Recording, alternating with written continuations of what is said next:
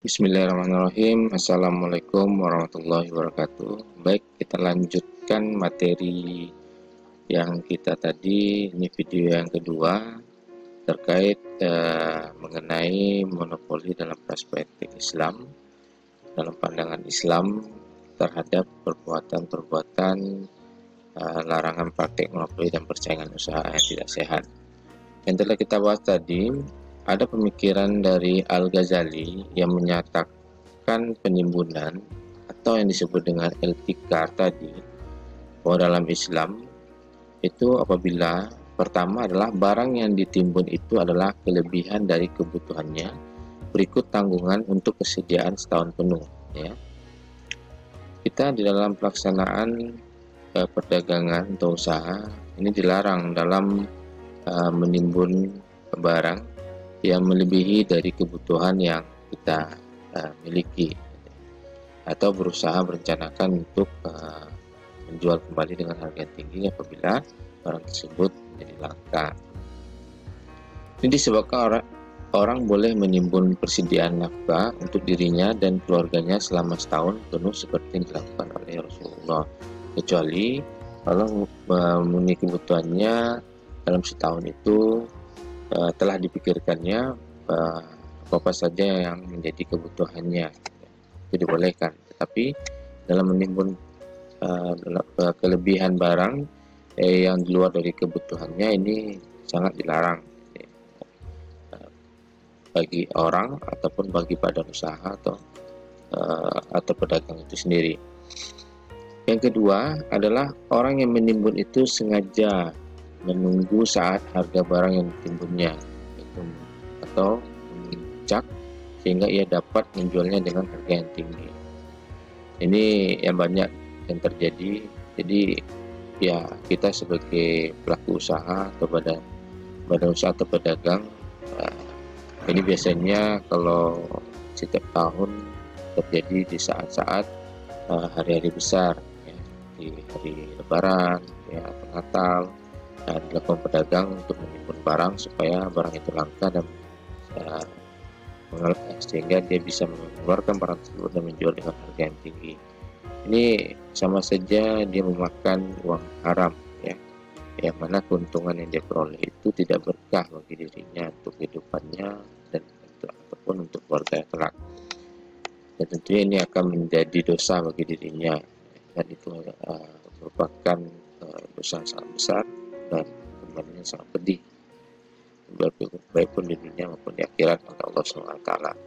Yang ketiga adalah menimbunan dilakukan pada saat orang banyak sangat membutuhkannya seperti bahan makanan, pakaian, dan kebutuhan pokok lainnya. Dan ya,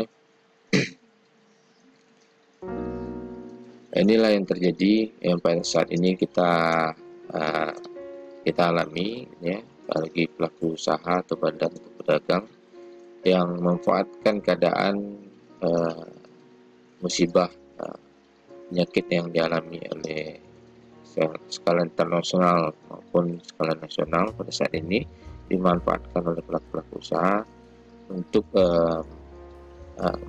menimbun barang, ya, dengan menjualnya dengan harga yang tinggi dikarenakan kebutuhan yang sangat diperlukan oleh masyarakat pada saat ini, dan akhirnya barang yang dijual tersebut bisa dijual dengan harga yang tinggi.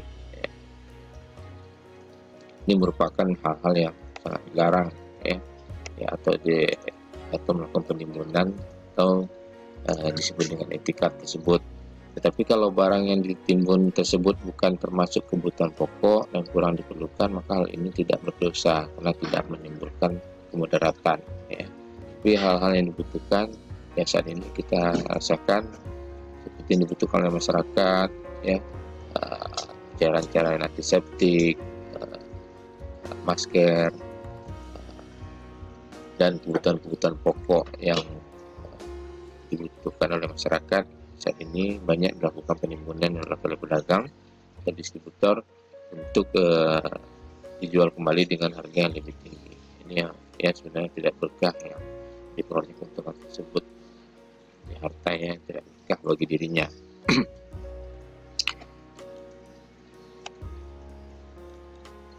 Baik, yang masuk dalam kategori itikar adalah apabila komponen-komponen berikut terpenuhi, ya.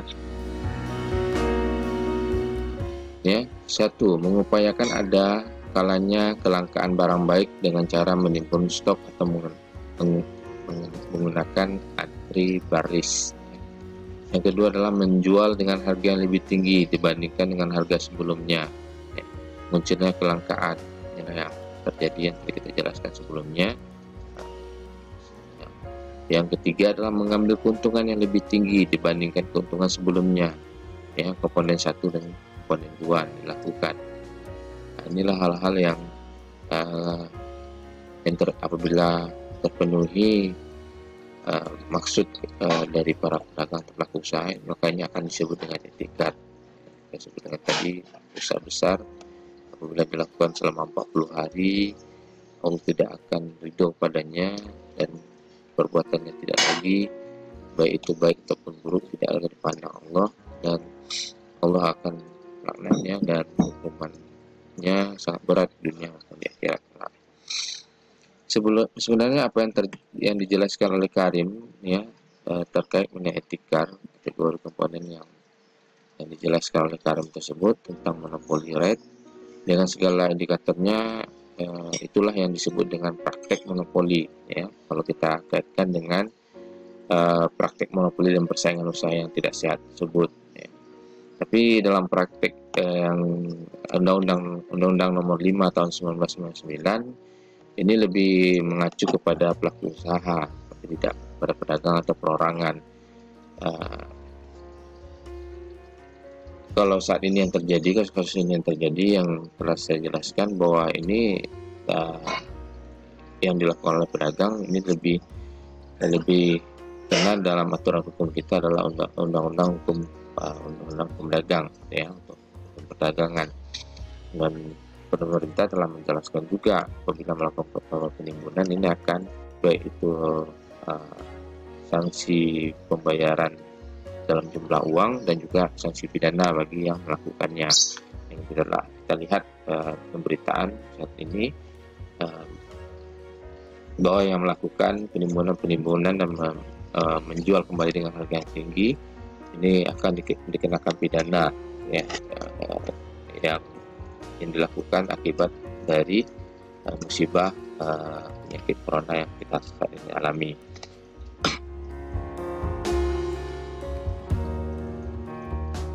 Ini biasanya dalam diskursus ekonomi, monopoli melewati sebuah persaingan tidak sehat atau persaingan tidak sempurna, ya.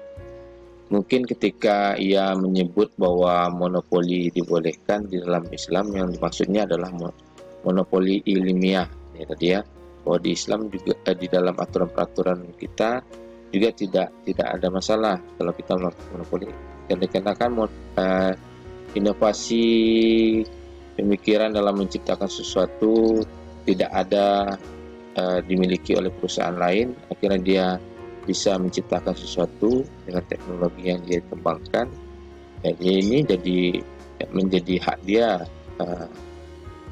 apalagi adanya aturan undang-undang hukum haki, ya, hak kekayaan intelektual. Tidak boleh ada yang meniru barang tiruan dari ciptaan orang lain, ya. Apabila itu dilakukan maka akan diberikan sanksi pidana, ya. Dan juga sanksi administrasi apabila memperbanyak barang-barang ciptaan dari barang orang lain atau telah dihaki, ya, sudah dinyatakan hak milik intelektual bagi perusahaan tersebut.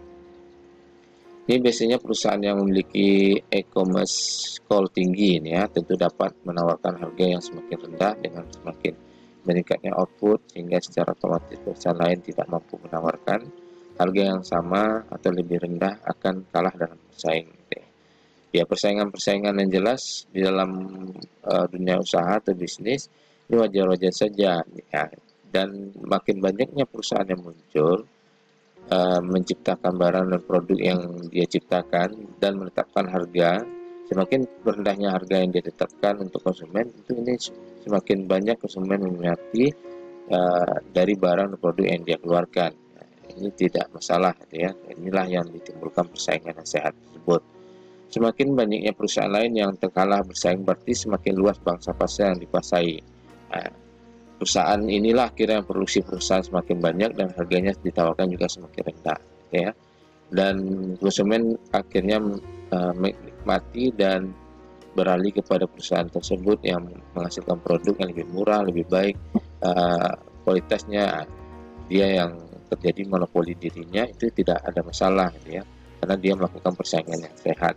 Kecuali dia melakukan persaingan yang tidak sehat, dia melakukan perjanjian dengan dengan perusahaan lain untuk menetapkan harga rendah, untuk menjatuhkan perusahaan lain, gitu ya, atau mencuri barang-barang ciptaan dari orang lain dan diperbanyak. Ini pelanggaran-pelanggaran yang tidak sehat, persaingan tidak sehat yang dilakukan oleh pelaku usaha. Ini bisa diberikan sanksi administrasi atau sanksi pidana.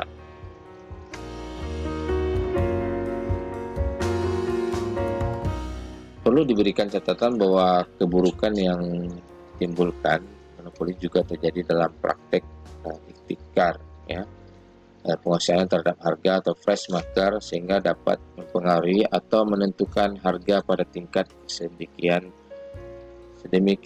rupa sehingga memaksimumkan labanya tanpa memperhatikan keadaan konsumen. Ini tadi ya, praktek-praktek ada komponen-komponen apabila dinyatakan sebagai ihtikar, ya, atau praktek monopoli.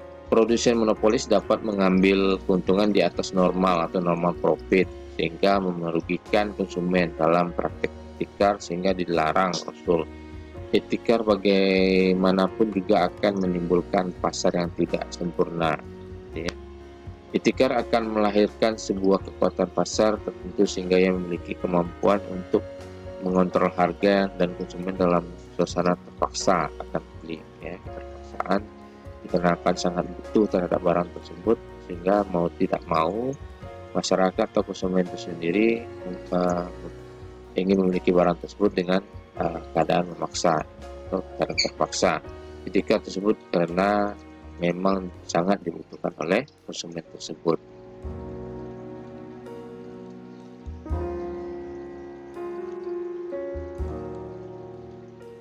Ada disebut dengan tasyir, ya, tasyir, ya. Dalam Islam, ini bentuk praktik monopoli dan persaingan tidak sehat juga terjadi dalam persoalan menetapkan harga. Agaknya berdasarkan hal ini Rasul tidak mau terlibat dalam melakukan intervensi terhadap harga atau yang sering disebut dengan tasyir, ya. Dari hadis diceritakan bahwasanya pada masa Rasulullah terjadi sebuah peristiwa di pasar dalam bentuk melambungnya harga-harga kebutuhan pokok. Para sahabat pada waktu itu meminta kepada Rasulullah untuk menetapkan harga, ya. Rasulullah menjawab permintaan sahabatnya dengan ungkapan, sesungguhnya Allah lah yang menentukan harga, yang mau nahan dan melapangkan dan memberikan rezeki. Jadi sangat aku harapkan bahwa kelak aku menemui Allah dan keadaan tidak seorang pun dari kamu menuntutku, ya, tentang kezaliman dalam darah maupun harta. Menurut Mazir Kaf, tidak tersedia Nabi dan pertimbangan bahwa prinsip tawar-menawar secara sukarela dalam perdagangan yang tidak memungkinkan atau pemaksaan cara-cara tertentu agar penjual menjual barangnya dengan harga yang lebih murah daripada harga pasar, ya. Selama perubahan-perubahan harga tersebut disebabkan oleh faktor-faktor yang nyata dalam permintaan dan penawaran yang tidak dibarengi dengan dorongan-dorongan monopoli maupun monopolik, ya. Rasulullah sendiri tidak bisa menentukan harga setiap harga yang diterapkan oleh para pedagang, ya. Maka harga tersebut kita harus berdasarkan harga yang suka sama suka, ya. Tidak ada keterpaksaan dari konsumen yang menerima barang tersebut dengan harga yang telah ditentukan oleh penjual atau para pedagang, ya, atau para pengusaha.